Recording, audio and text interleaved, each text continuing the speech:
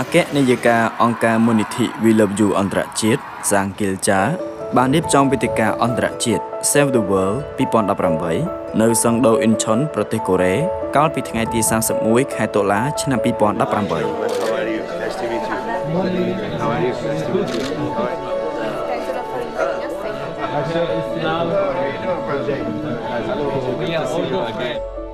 អង្គការមូលនិធិ We Love You ក្រុមការដឹកនាំរបស់អគ្គនាយិកាសាងគីលចាលោកស្រីកំពុងតែធ្វើកិច្ចការដ៏អស្ចារ្យព្រមទាំងផ្ដល់ជំនួយដល់អ្នកដែលត្រូវការមិនត្រឹមតែនៅកូរ៉េប៉ុណ្ណោះទេគឺនៅទូទាំងពិភពលោកតែម្ដងលោកស្រីកំពុងធ្វើកិច្ចការដ៏អស្ចារ្យជាមួយដៃគូសហការនានាខ្ញុំមានក្តីរីករាយដែលបានអញ្ជើញឲ្យចូលរួមក្នុងវេទិកានេះ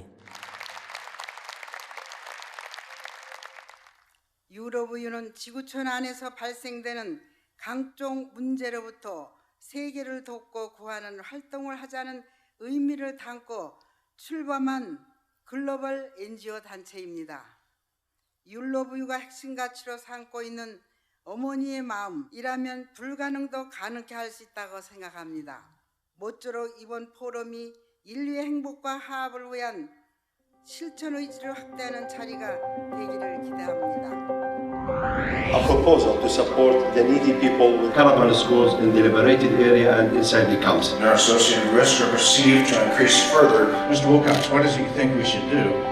We act on behalf of the Jordanian. I doubt there is any country in the world.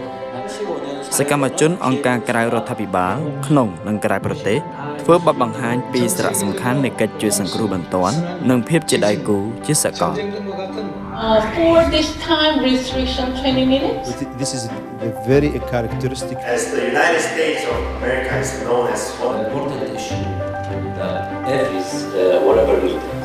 제일 먼저 달려간 NGO가 យោងតាមគោលបំណងរបស់អគ្គនាយិកាសាងគីលចាអង្គការមូលនិធិ We Love You អន្តរជាតិនឹងផ្ដល់សុភមង្គលដល់មនុស្សគ្រប់រូបដោយចិត្តរបស់ម្ដាយយើងនឹងបន្តកិច្ចការដើម្បីសុភមង្គលមនុស្ស 7,000 លាននាក់តាមរយៈសាមគ្គីភាពអន្តរជាតិនិងសកម្មភាពស្ម័គ្រចិត្តជាបន្តបន្ទាប់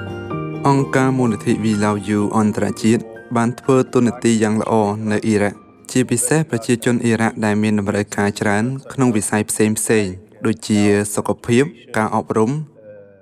និងជីវភាពរស់នៅជាដើមហើយខ្ញុំក៏សូមថ្លែងអំណរគុណចំពោះការដែលមានឱកាសចូលរួមវេទិកានេះនិងដើម្បីមើលពីរបៀបដែលគ្រប់គ្នាកំពុងធ្វើកិច្ចការជាមួយគ្នាសម្រាប់ការជួយសង្គ្រោះពិភពលោក We love you